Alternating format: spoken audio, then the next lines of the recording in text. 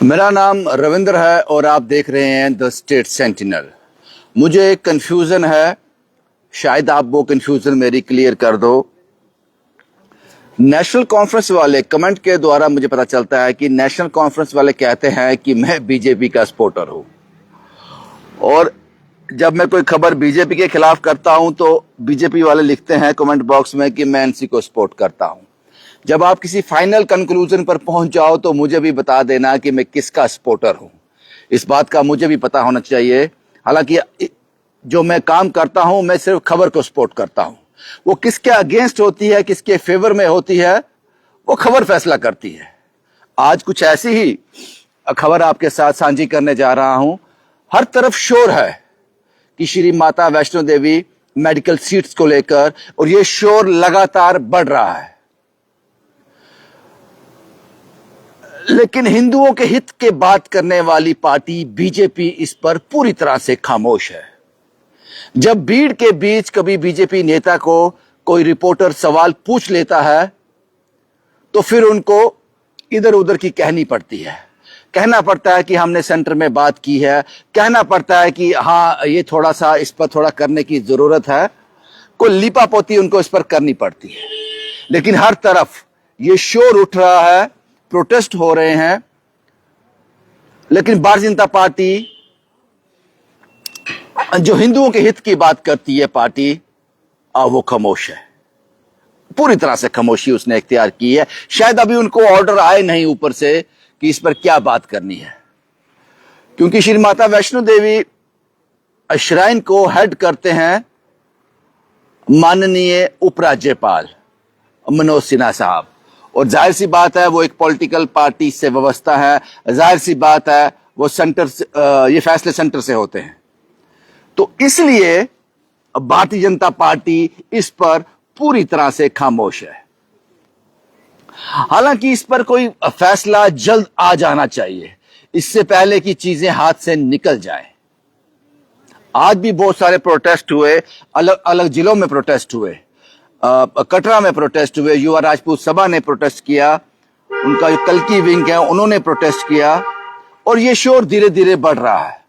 किसी भी फैसले पर पहुंचने से पहले आपको यह ध्यान रखना है, श्री मां वैष्णो देवी की आस्था का भी ध्यान रखना है, हिंदुओं की जो आस्था है उसका भी ध्यान रखना है, और इस बात का भी ध्यान रखना है कि जो बच्चे मेरिट पर जिनका एडमिशन हुआ है, आपको उनका भी ध्यान रखना है। उनकी कोई गलती नहीं है इसमें।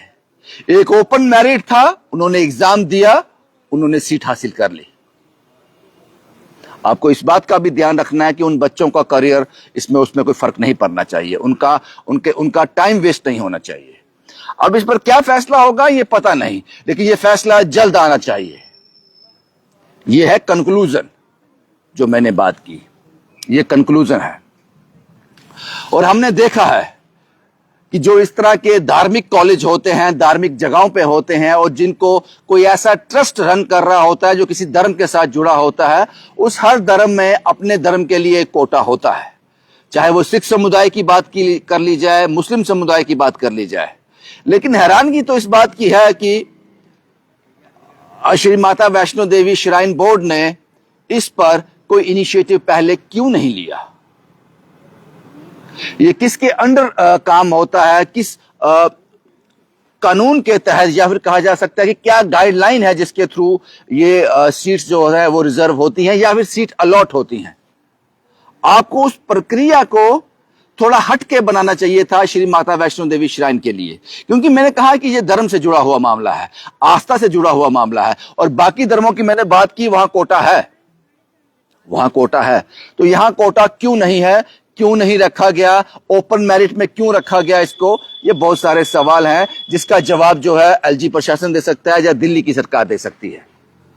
क्योंकि मैंने पहले आपको बताया कि उपराज्यपाल लेफ्टिनेंट गवर्नर साहब इसको हेड करते हैं श्राइन को, श्री माता वैष्णो देवी श्राइन बोर्ड को।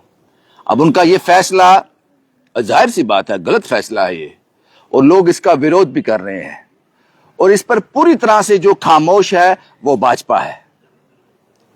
शायद उनको डर है हमने कुछ बोल दिया तो जवाब देना मुश्किल हो जाएगा। लेकिन आपको नहीं लगता कि यह भी आस्था का मैटर है? अभी कोई छोटा मोटा और मैटर सामने आ जाए जो आस्था से साथ जुड़ा हुआ हो, एकदम से ये भीड़ बाहर निकलेगी और अटैक कर देगी एकदम से। यहां पर ये बैकफुट पर क्यों है? क्योंकि मेरी बात एक याद रखना, ये मैं रूबरू हो रहा हूं आम जनता से। उस आम जनता में हिंदू भी है, मुसलमान भी है, सिख भी है, हर धर्म के हैं। आपको जब भी धर्म की अहमियत बताई जाती है, आपके लिए खड़ा हुआ जाता है, कोई सियासी पार्टी आपके लिए खड़ी होती, किसी भी धर्म के लिए, वो आपके लिए कतई खड़ी नहीं होती, वो अपनी सियासत के लिए खड़ी होती है। और यहां भारतीय जनता पार्टी अब मजबूर हो गई है, सियासत करे तो करे कैसे इस पर, क्योंकि फैसला करने वाले ही अपने लोग हैं। इसलिए जब कोई भी नेता भीड़ में होता है तो पता नहीं कहां से क्या सवाल आ जाएगा।